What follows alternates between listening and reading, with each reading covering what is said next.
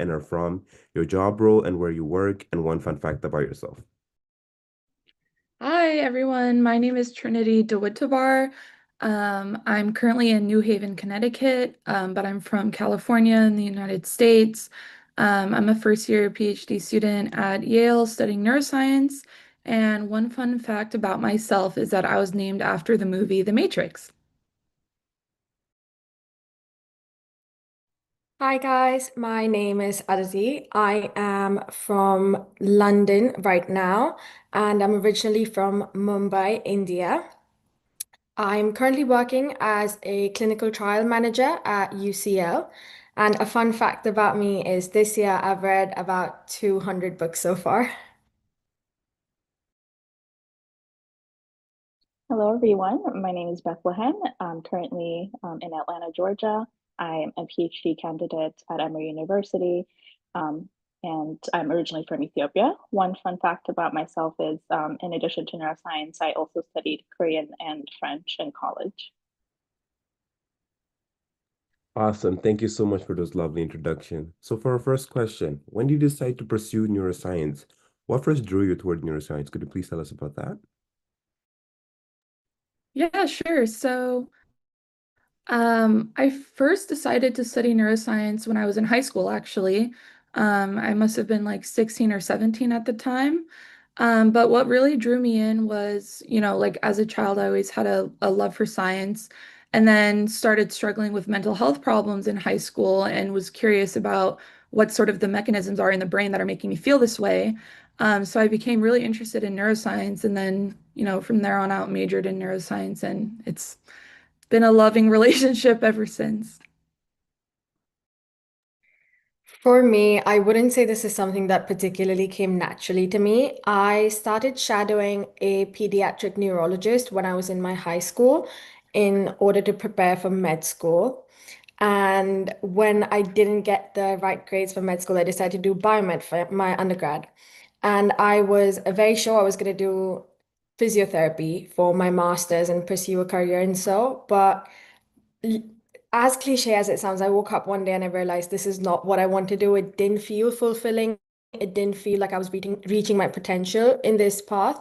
And so I went back to shadowing some of the neurologists at NHS hospitals here, and I realized, okay, this is truly what I want to do because it was eye-opening, the things that you can do to help people. For me, it's actually pretty similar to Trinity. I knew when I was in high school that I was really curious about neuroscience, and that's because I took a biology class. We didn't have neuroscience in high school, of course, but the chapter that I was really fascinated was on the brain and the nervous system, and it was only a 2 day lesson. So I found myself being intrigued and wanting to know more. And so, because I'm from Ethiopia and we don't have a really big neuroscience field, I decided to apply abroad, and the schools that I chose, I made sure that they had a major or at least a concentration in neuroscience. Awesome. Now, staying on the same vein, how did you know that neuroscience specifically was the right major for you rather than psychology, biology, or any other related science? Yeah, so in terms of neuroscience versus psychology, I would probably describe it as a curiosity in sort of like the molecular side of things and sort of like the cellular side of things or the circuit side of things. So if you're curious about like what exactly is producing a certain behavior, for example, then I would say probably neuroscience. But if you're interested in maybe the behavior itself and how people are thinking and feeling at the time, then I would say psychology. And then, of course, biology versus neuroscience. If you're interested in the brain the most, then I would say neuroscience. But if you're interested in other organ systems or the interactions between other organ systems, then I would probably say biology. And if none of that interested you at all, then probably another science. Yeah.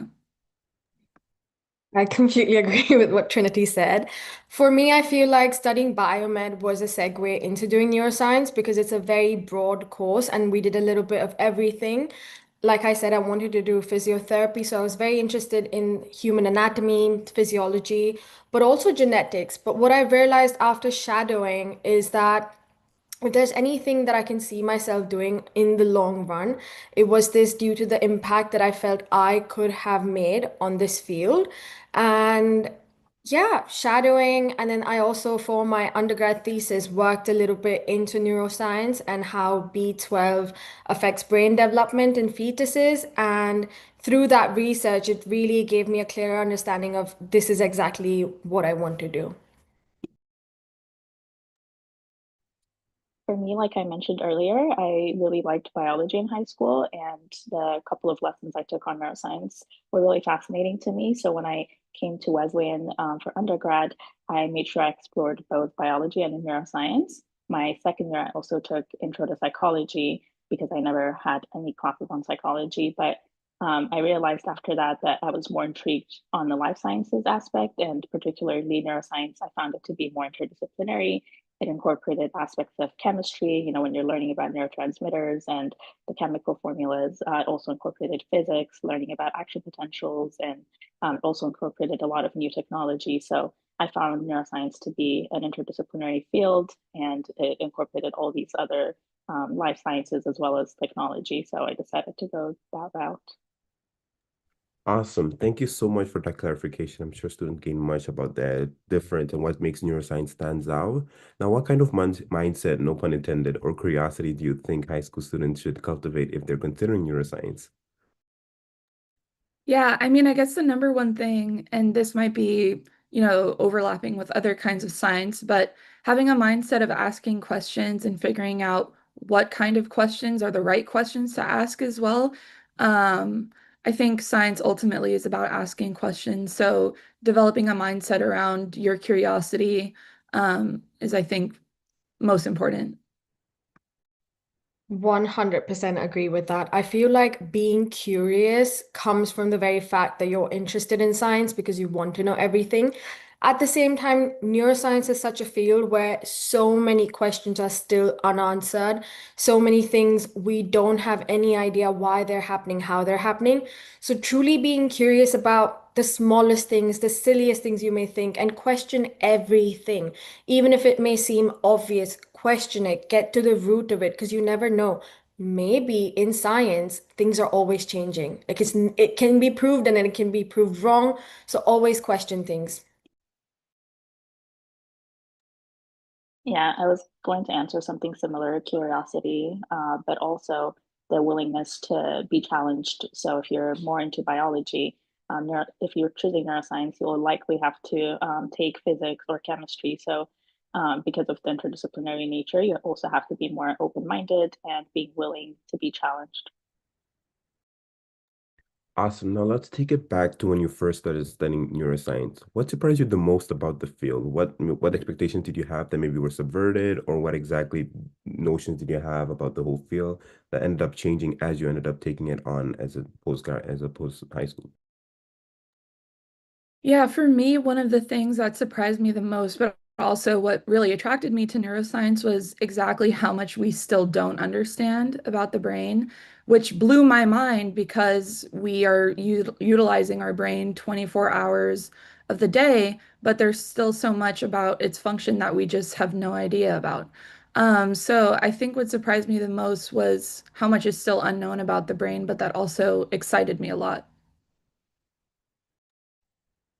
I would say for myself, it was how the same disorder, the same disease in kids and adults were treated so differently, like epilepsies and so many other things that you would think have the same sort of diagnosis, prognosis is very different for kids and adults, which I reckon would be the same for any other specialty. But because I didn't experience it, I would say when I started shadowing and then studying neuroscience, I realized how differently you would treat the same disorder in these like different age groups, and that really blew my mind.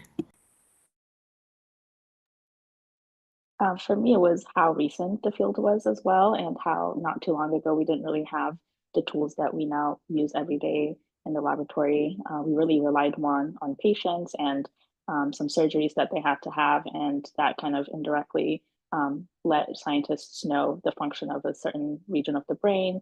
I was also really surprised by, I guess, I assumed that the brain kind of controlled behavior and like emotions and things like that, but I didn't know how it would also control like movement and vision and smell and taste. And it was just everything that you do and think. And just to be a functioning human, the brain and the spinal cord were super important. So that was really fascinating to me. Very interesting to hear about how vast and complex the field of neuroscience is. Now, staying on a similar vein, how did your perception of neuroscience change once you got into your major compared to when you were just exploring it? And also, how is it changing daily or maybe in your life? How have you noticed it grow and change as the years gone by? Yeah, I mean, when I first got interested in neuroscience, like I was mentioning, I was super entranced by all of the unanswered questions, and I found it a very good vehicle to explore my curiosity. But as I've been learning more about neuroscience and seeing the real world implications of neuroscience, for example, people with schizophrenia or people with a traumatic brain injury or people with a spinal cord injury, or people with neurodevelopmental disorders. I started to learn more and more about the real world implications of what happens when something in neuroscience goes wrong. So it's over time become less about just exploring my curiosity for fun and more about trying to help people and understanding the seriousness of neuroscience. I feel like for me, I personally never grasped the timeline of degenerative disorders. I always thought, okay, like once you get a diagnosis, once you realize this is, the onset has started, it's going to be a while. But through my master's thesis and research that I did and clinics that I attended, it was heartbreaking to see how you would have a patient come in and within 6 months' time, they had completely degenerated. They would have no idea what they're here for, who they're here with. And it was absolutely shattering to realize that you have such little time. And at the same time, we have no idea what's going on, how to treat it. So all we can do is just help them with what little time they have and make it easy and comfortable for them. But I think, yeah, what really astonished me the most was how little time you have between getting a diagnosis to just leaving. For me, it was also how the field of neuroscience really relies on a lot of other disciplines, which I guess I kind of assumed that it was a field that can stand on its own, but really it really draws from a lot of disciplines, like I mentioned, like from, of course, biology, but also a lot of chemistry, a lot of physics, a lot of behavioral neuroscience. And I also didn't realize within neuroscience itself how there's a lot of subfields. So actually learned about that in graduate school when I had to choose my concentration. So you can choose to go the molecular route if you're more curious about, how the different molecules in the brain or like more genetics affects the brain. But you can also go more the behavioral route if you're interested in maybe say animal behavior and like using rodents to do research. But you can also go the computational route if you're more into, coding. So I think those two things, the fact that it really relies on a lot of other disciplines as well as has several subfields. Now, let's speak on your post-secondary experience in academics. How did you balance the heavy science workload with your other college experience? Would you describe your neuroscience workload as heavy, or maybe you have a different opinion? Could you please share us about what your opinion about that is?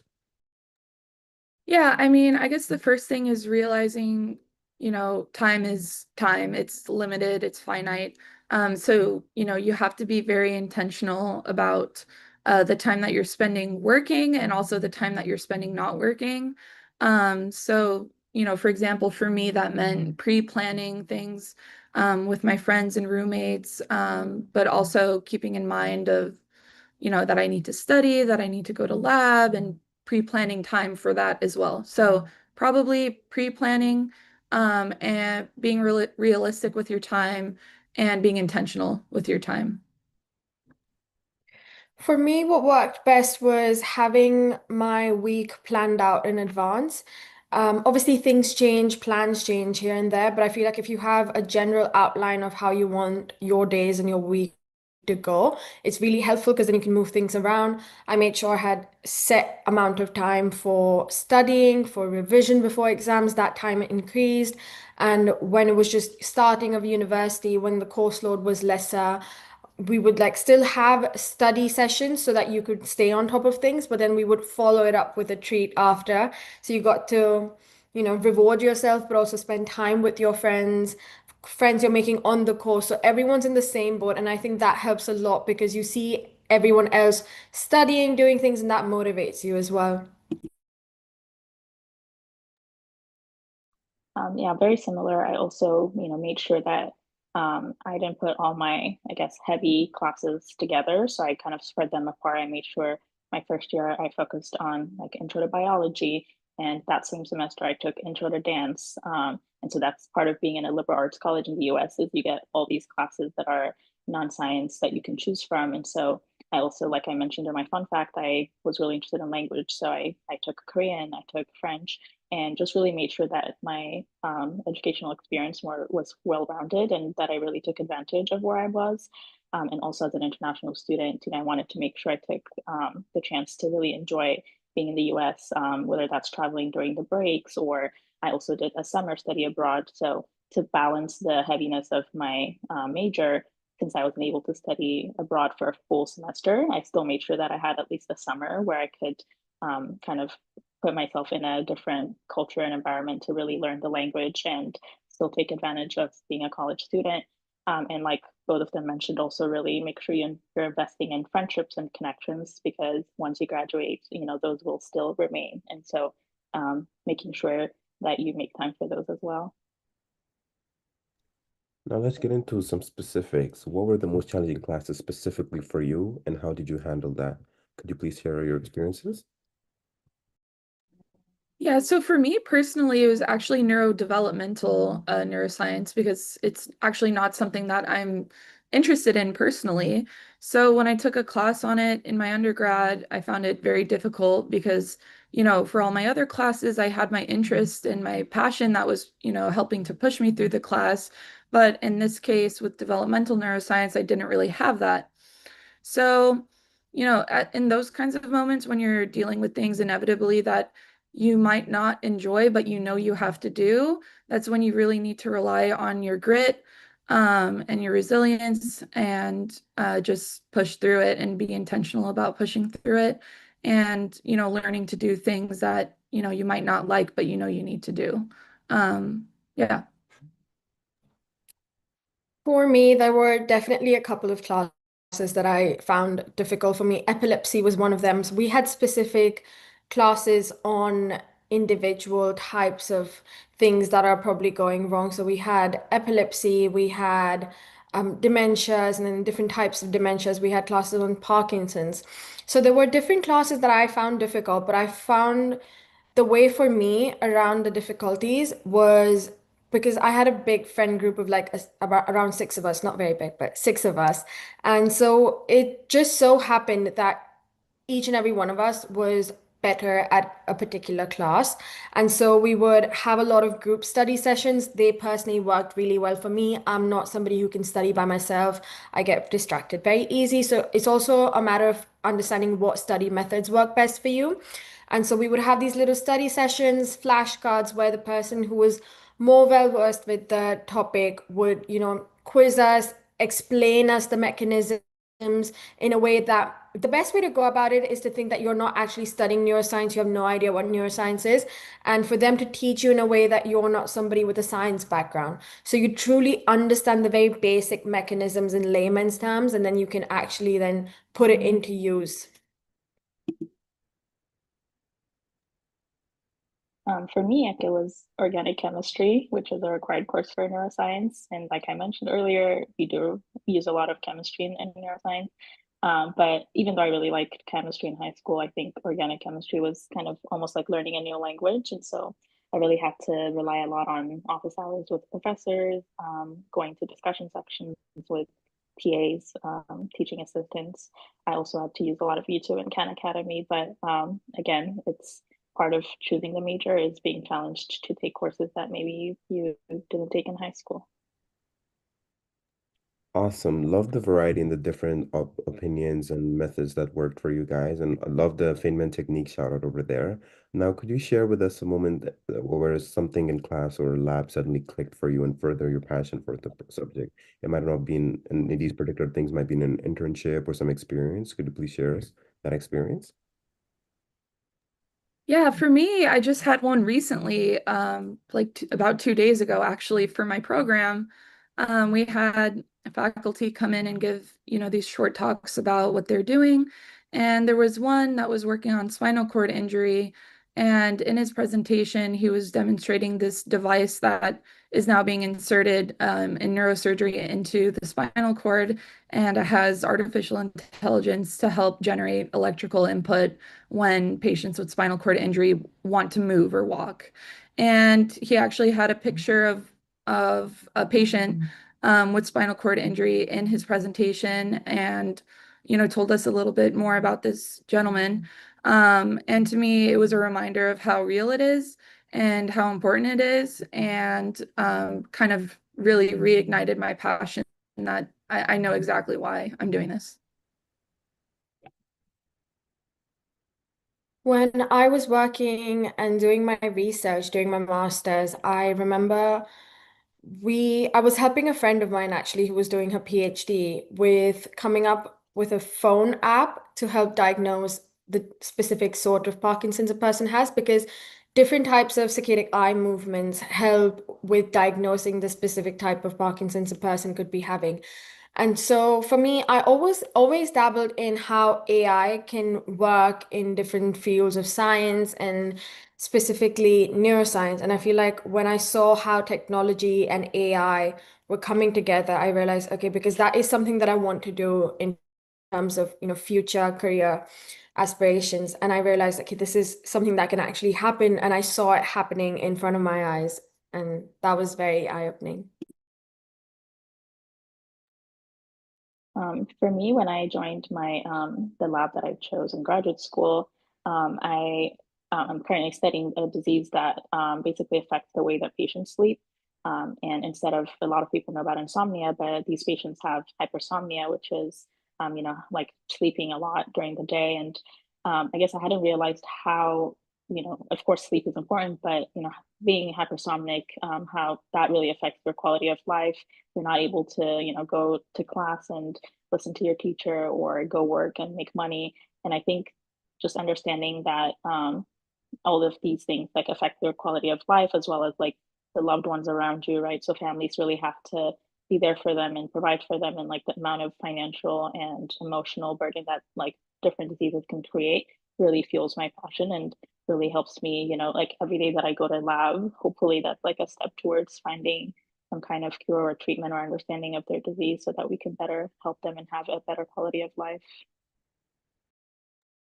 Now, the use of teachers and professors and office hours is mentioned to help guide you and make it through your neuroscience journey. Now, how did you find mentors or professors who really guided you in the field? Could you share that experience?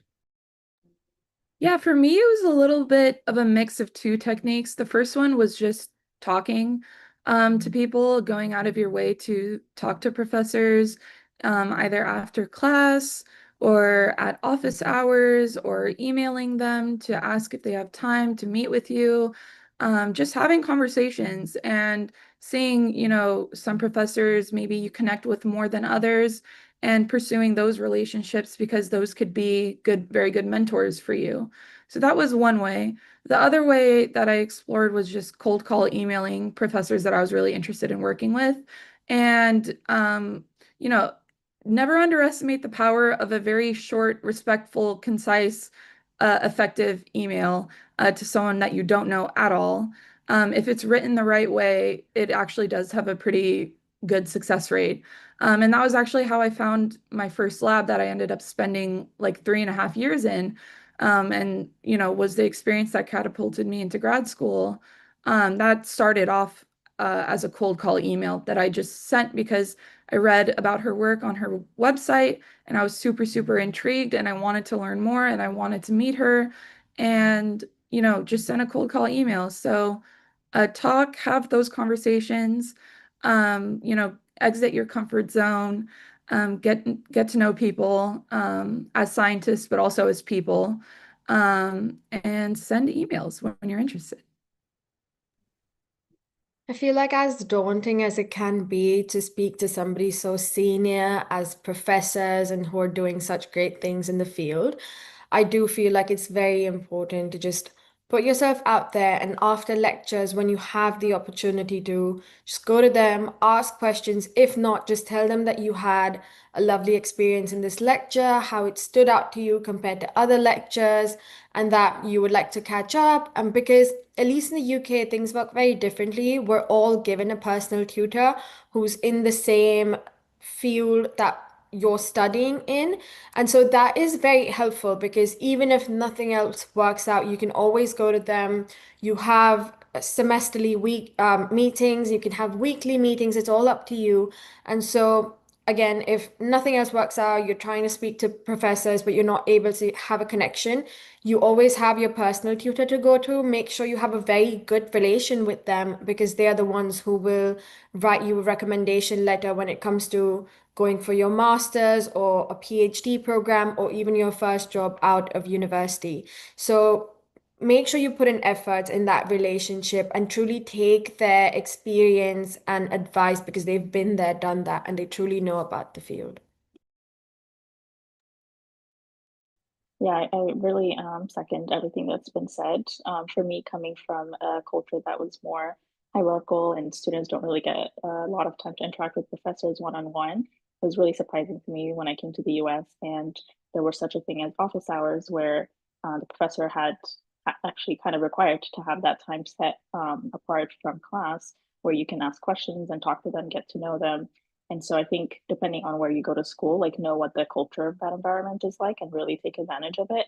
Also find your preferred like style of communication. Is it through email, like Trinity mentioned, or is it through just conversation? And if you're shy to have a conversation after class, maybe emailing them to set some time aside for you so that you can, ask for help or just get to know them. And you don't actually need to have questions to talk to them. It could just be to get to know them or a lot of people also like being asked about themselves. So just asking them, why did you choose this route? Or why did you choose academia? Or how did you become a professor? Or, what's an advice that you would give someone my age? Things like that. Just so that way they can like get to know you and like remember your face. And eventually you'll probably ask them for a recommendation letter and things like that. So just keeping that connection going. For me, I still keep in touch with a lot of my professors that wrote me recommendation letters for grad school and updating them about just the progress that I've made. So keeping that connection going as well is important. Now, it's been mentioned that neuroscience is a very new, broad, and complex field. And with that, I'm sure a lot of research goes into an individual's journey in neuroscience. Now, what role did research play in your undergraduate experience or maybe postgraduate experience? And how did you first get involved? Yeah, so in terms of how I first got involved, as I said, I literally just sent a completely random cold call email, and it ended up working out. But in terms of the role it played in my undergrad experience, I mean, my research was really kind of central to me as an undergrad. I mean, it was the way that I was able to start exploring like what subfields within neuroscience I was interested in, which is something that I didn't really have the ability to think about before I entered the lab. But, being inside the lab, you start reading a lot of papers, you start talking to postdoctoral researchers, your PI, your mentors, and you start learning more about different subfields and trying to figure out where you fit within those subfields. So those kinds of conversations I wouldn't have been able to have unless I was in the lab. And then, of course, the lab work itself helps you decide, what subfield you'd want to work in. So for example, let's say you joined a computational lab as an undergrad but you didn't really enjoy it. Then you would know, for example, if you wanted to go for your PhD, that, whatever you would want to do next, that it wouldn't be computational. Maybe it would be molecular, maybe it would be systems, or maybe it'd be behavioral. So that sort of research experience in my undergrad really helped me inform myself on, what I possibly wanted to do next in my PhD. So. For me, being in the UK, research is not something that you can make your way around. It's something that you have to do, whether that be in your undergrad, postgrad, you always have to do a research project. In terms of choosing what to do, I knew during my undergrad when I did biomed that I didn't actually want to do a lab research project. I just didn't feel like I was ready for it. And because in my high school, I did IB, so I also had like IAs and EEs to write, and I did that in biology, which was lab based. So I sort of wanted a break from being in the lab and having everything so dependent on either cultures or things that you're experimenting on. I decided to do a literature review. So it was very much just reviewing the previous literature that's out there in a specific topic and then writing about it. But in terms of my master's, I knew that I did actually want to be in the lab now. And for the first time, I started working with Drosophila, which are fruit flies.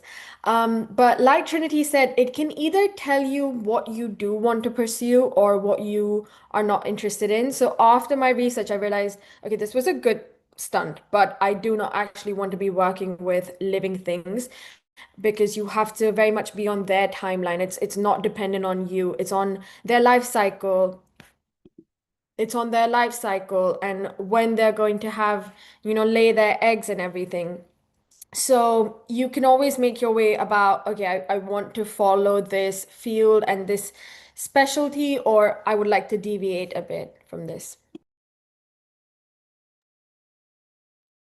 For me, I also cold emailed a professor in undergrad wanting to get involved because of how my undergrad was pretty much competitive to get into a lab because of the limited lab spaces. It was very anxiety inducing to do that. But once I did and I got a receptive response to come and attend lab meetings, that's usually how it goes is you sit in a lab meeting, see what kind of research does that lab do?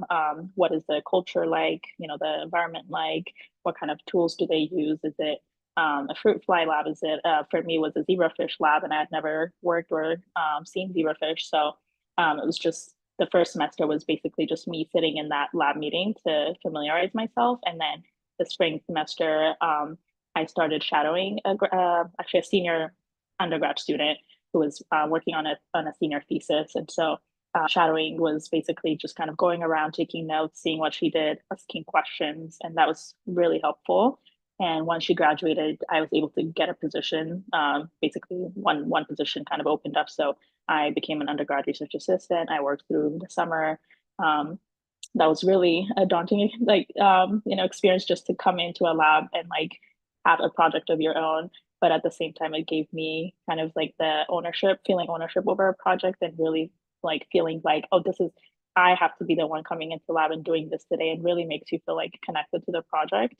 And also just really research the background on your own, like reading papers, like what has already been done, what hasn't been done, and how does my question or my research fit in. But then toward after that experience, and I also got to present a poster, which is again a new experience, kind of putting the data together and showing community what I worked on in kind of simple terms.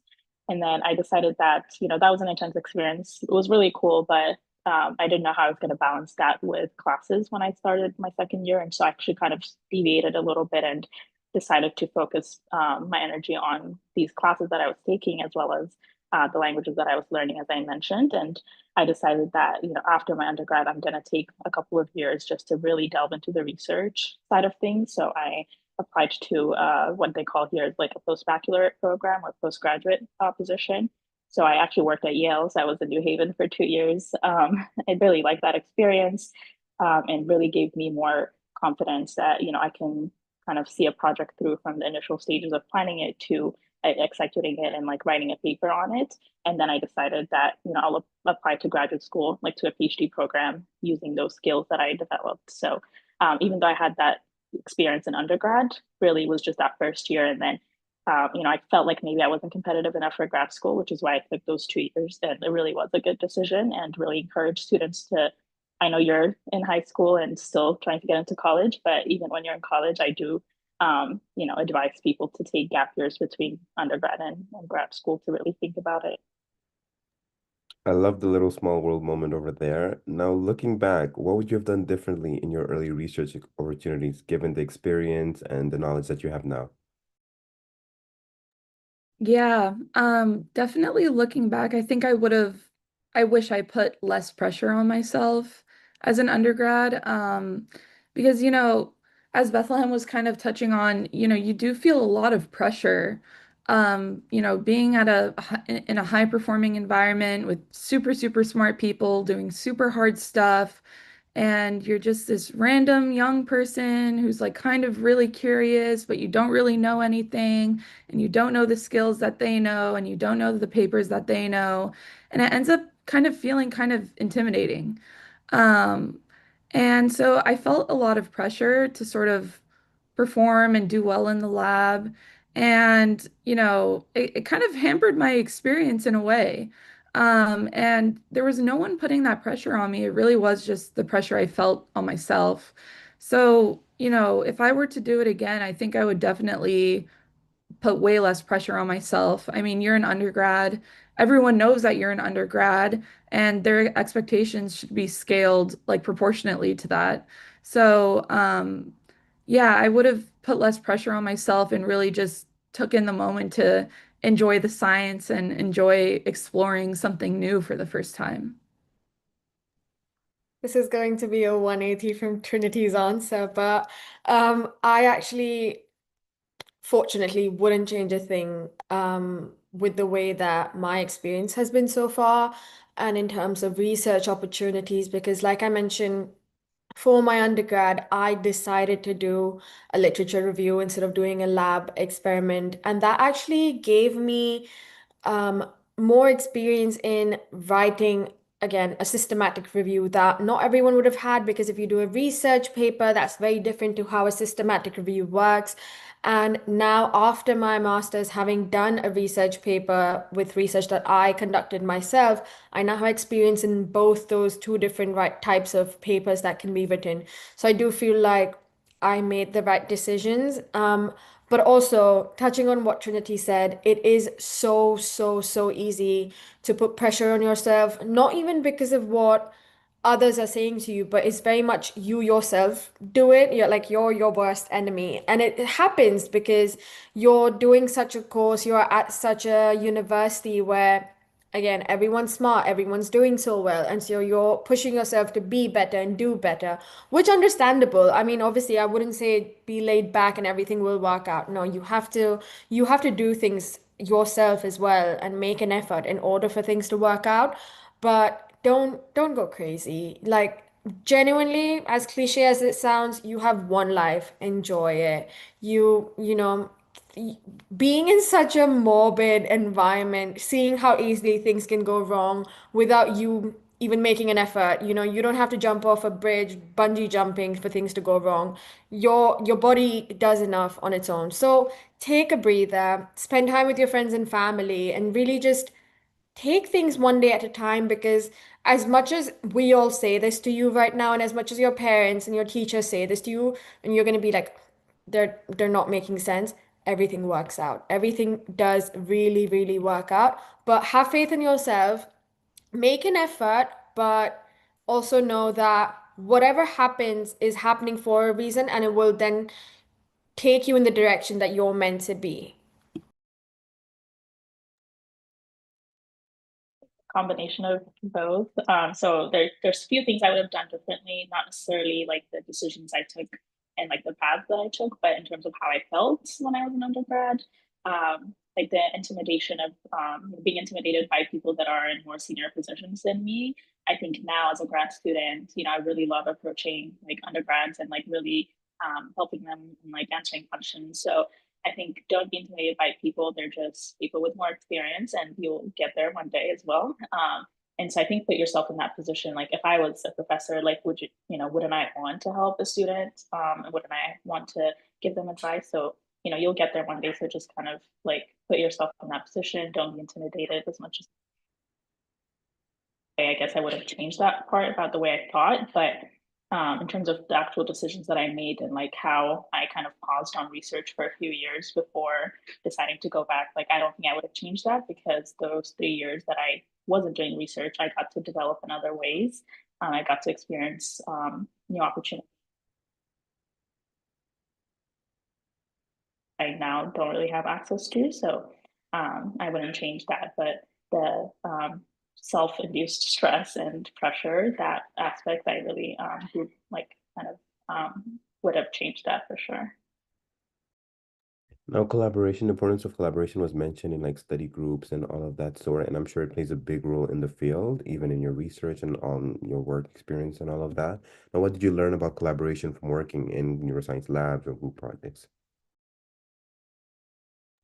Yeah, I mean, I think what surprised me the most was the depth in within subfields of neuroscience, and that, neuroscience starts out as like a very, very large, broad concept, but scientists, start zooming in more and more and more and more and more and more and more until you get to like the finest point possible that you can imagine. And so, what happens when you're zoomed in on such a fine point is that everything else starts to fade into the background. And, the more specialized you get in a certain topic, the more difficult actually it gets to speak to people who are doing something in this area when you're in this area. So, collaboration is very, very important, and being intentional about like forming these connections across very large boundaries within neuroscience. But then also, as Bethlehem was mentioning earlier, now we know in neuroscience that in order to actually progress further, that we need to start collaborating with people completely outside of neuroscience. So physics and computer science and chemistry, those things are becoming more important nowadays to help us keep advancing in neuroscience. So, learning to connect with people that study something completely different to you is very important. I would say good communication and good collaboration is absolutely key in genuinely anything you do in life, but especially science for that matter. If you look back, you'll see very rarely there have been discoveries and inventions done that didn't come from a collaboration. Um, it's always, always good to share your ideas and your thoughts with somebody that you can trust them with and get feedback back on it, because you never know. Because I feel like when you look at something, let's say you're researching a particular topic and you're looking at the same thing every single day, it's so easy to miss certain things because it's just normal for you now. But if you were to have a second set of eyes, look at the same thing that you're looking at every single day, they might just be like, oh, wait, but did you realize why that happened? And you could be like, oh, no, that could be your light bulb moment.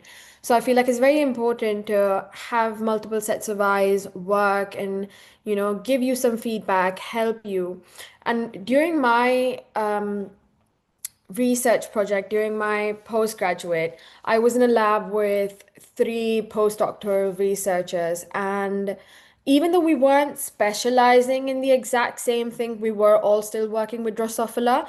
And so when I was having certain stagging issues, but I thought, oh, I shouldn't actually talk to someone about it because they're not really going to know. I'm working on something completely different. But I remember talking to my supervisor about it, and one of the researchers overheard, and he was like, "Oh wait, but did you think to try that? Have you tried that yet?" And I thought, "No, why would I?" And he was like, "Give it a try, and you never know. What have you got to lose?" And it actually ended up working better than what I was doing. And so you never know. You never know what little things here and there can actually help you get to your final point. So always take opinions and feedback and use it actually.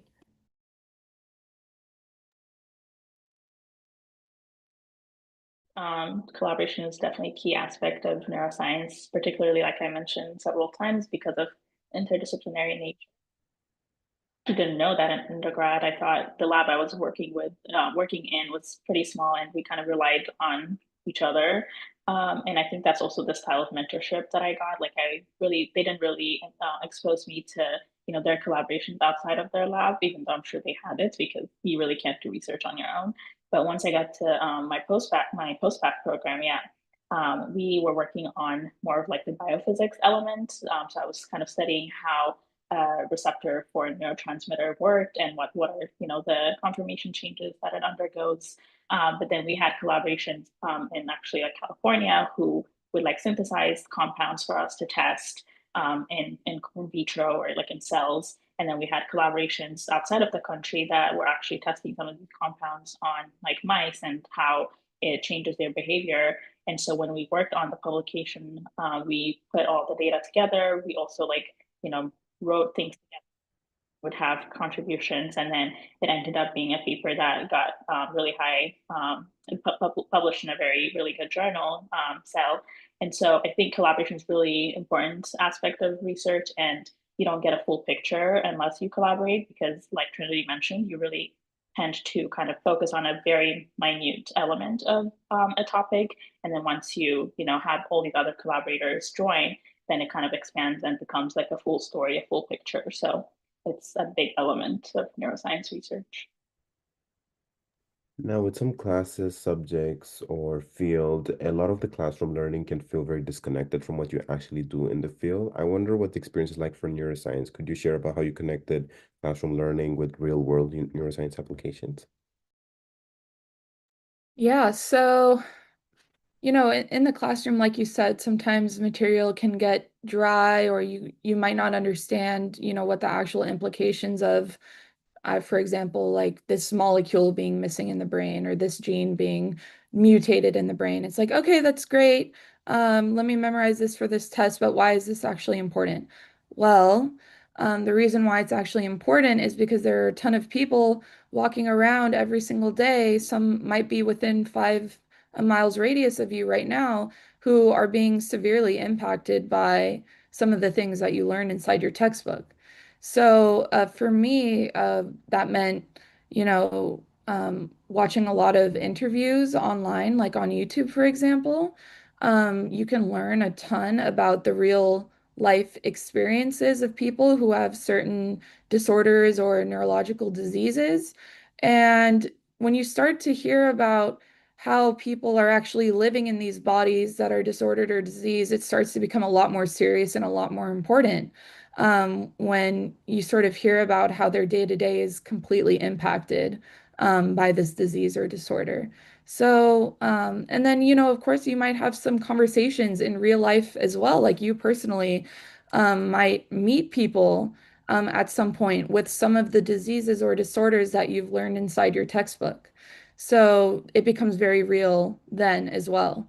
Um, and it's really important, I think, to have those sort of experiences because number one, it could tell you things that you don't learn inside your textbook. And number two, it could also help motivate you or give you new ideas about where you want to go next. For me, I think I can completely say that this was really good. Like the course that I chose and the university that I chose really helped me with this because I did clinical neuroscience specifically at UCL. And what happens is when you do this course specifically, I remember on my first day, a lot of lecturers asked us, "Oh, how many of you are here because you have some relative or close family member who's suffering from dementia, Alzheimer's?" And sadly, there was a lot of us who raised their hands. Personally, for me, I haven't known anyone in my family to have such a disorder. And so I was very much like, okay, but I'll learn this. And how am I supposed to put this into actual use and see the implications of these issues that are happening on a very molecular level?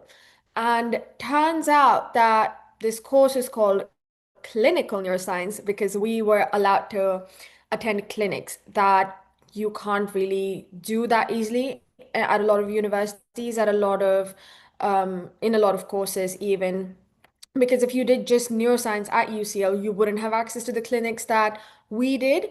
And so we had an aspect where we were allowed to apply to these clinics, and once we had a whole background check, because you're essentially with the consultant and the patients, and so you would have to have a whole background check, and then you were allowed to go to whatever clinics you like that fit into your schedule, because you would only allow one student at a time, so as to not overwhelm the patients as well. You would have like availabilities come out every week, and you would have to book it in, and then you would go for these clinics, and you could do neurogenetics, oncology, like all different types of specifications and specialties within neuroscience that you're always thinking, oh, but where am I actually going to see, like, what is neurogenetics, like how does that come into work?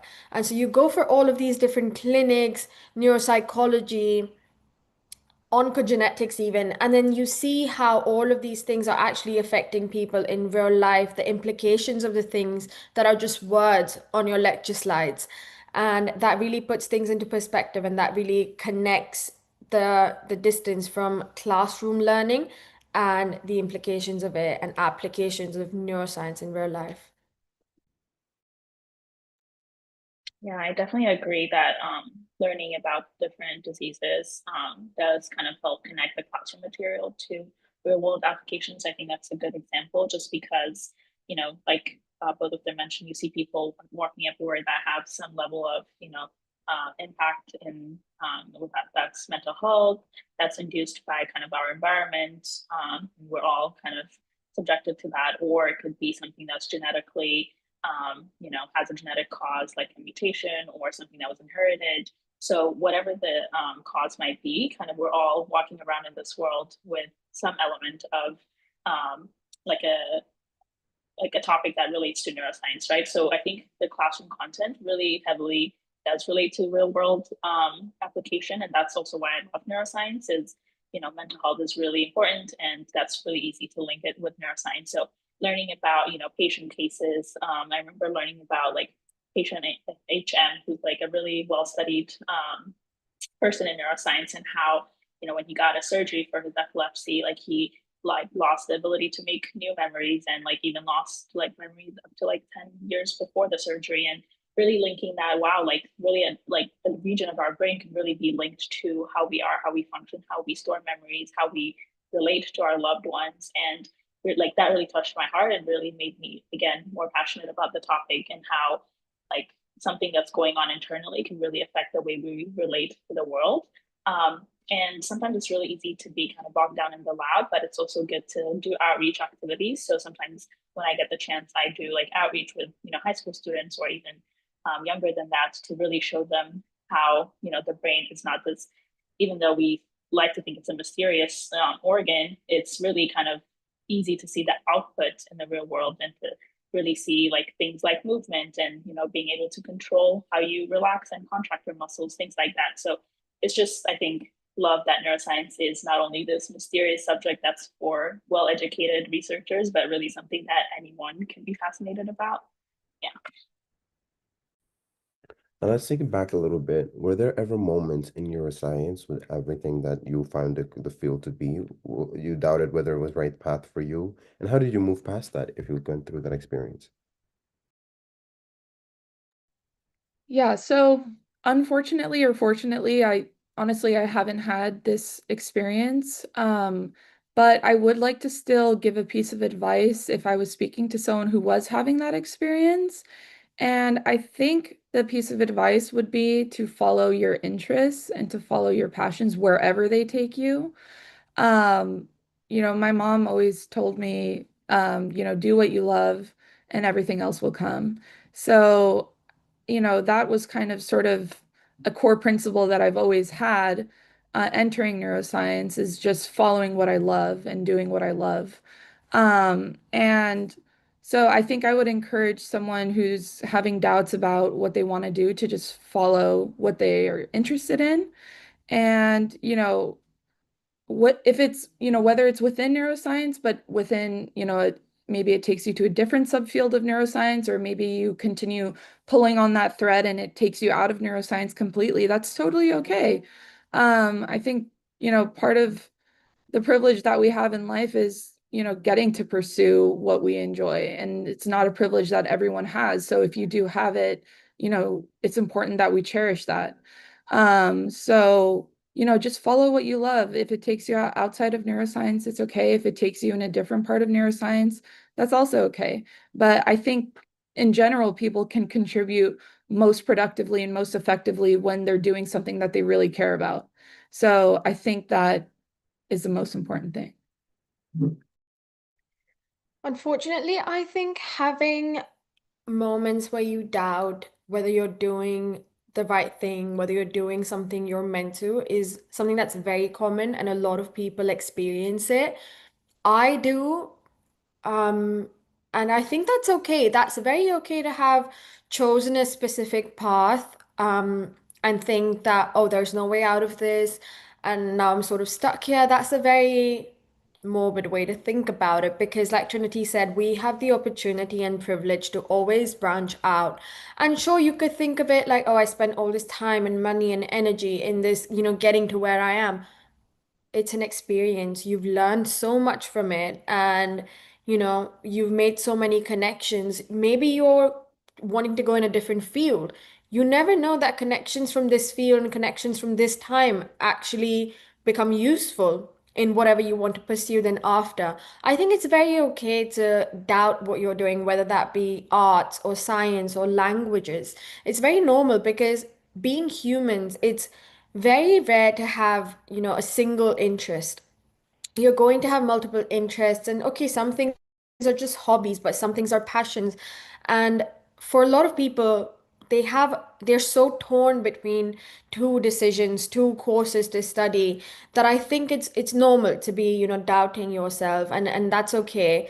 I don't think there's any true way to get out of it, and you shouldn't like pull yourself out of doubting something and just force yourself to go ahead with it, because you're not going to enjoy it. You're not going to then enjoy your life. Like if you're working in that field, you're going to get up every morning, dread going to work, and you're just going to be sad and you're going to be miserable. And like I said before, you've got one life. It's short. You don't realize that time really flies. And so if you realize that's not something you want to do, that is so okay. That is so okay. You've learned something that is so unique, that is so special, that not everyone has the opportunity to learn. Take it on the chin that this is not something that you want to, continue later on in life, and that's okay. And just follow your dreams.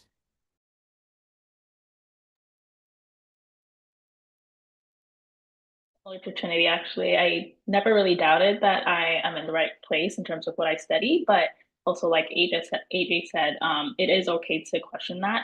And I don't want people to think just because like Trinity and I didn't have that doubt that, that you're not supposed to have those doubts.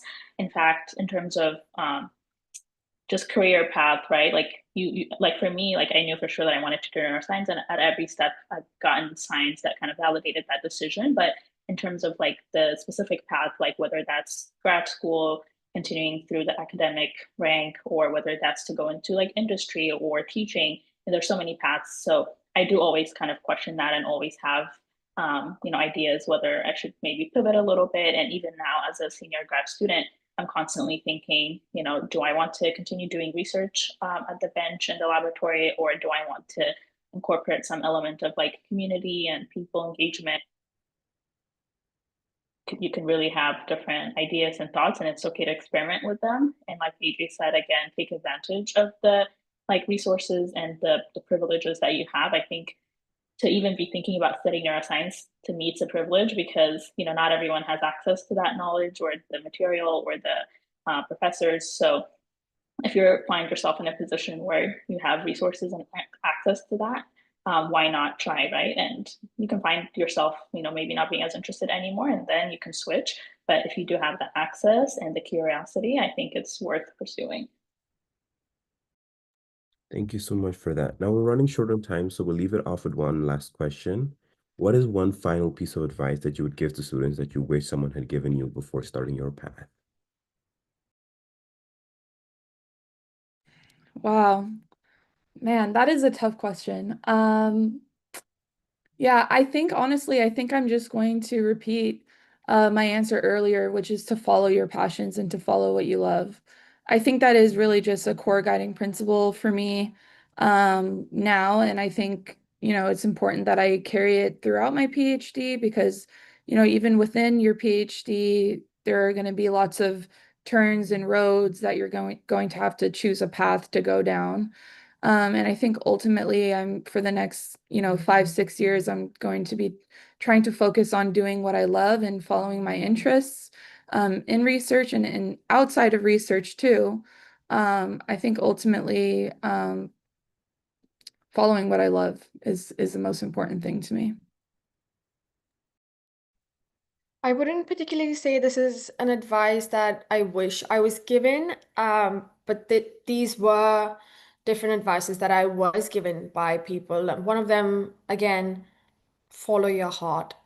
You could get into a field and realize it's not for you. And like I said before, like Trinity said, it's always okay.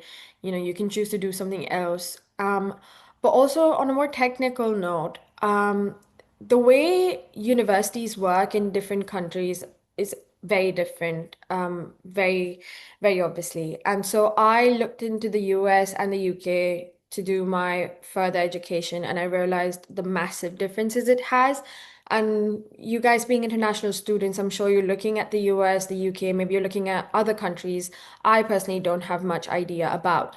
But what we realized when we were researching into all of these things was that US is a great place to go to study if you're not 100% sure of what you want to do, because even when you get into undergrad, you still have languages that you can study, and you can do maths, and you can do dance, and all these different sorts of things.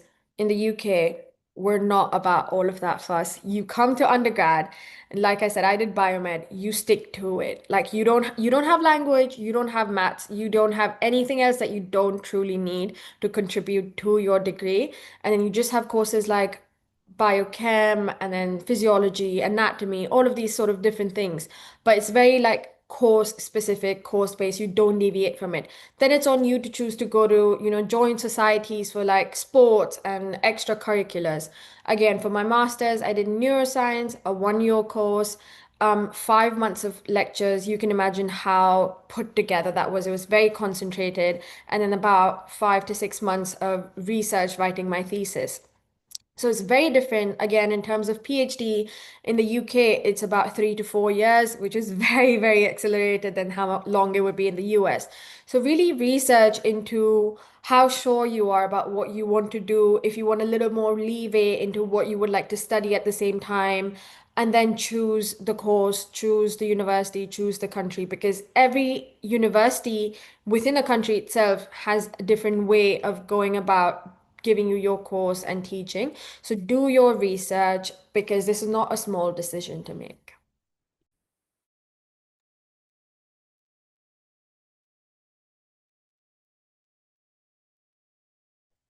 Experiences and how they kind of shape your curiosity and your path. We all are unique in that way. We all have our unique story. Doesn't matter if you're 16, 17, 40. You've had, even if it's limited, life experiences that have made you who you are today. So really kind of lean into that and ask yourself, like, how does my identity and who I am, what I like, shape what I do? And the second one would be to not be afraid to fail or to ask for help. I think in some cultures, it's kind of almost discouraged or shameful to ask for help. But something I have appreciated in the US is it's okay to ask for help from senior students or teachers or different like institutions, whether that's like mental health help or peer advisors or tutoring.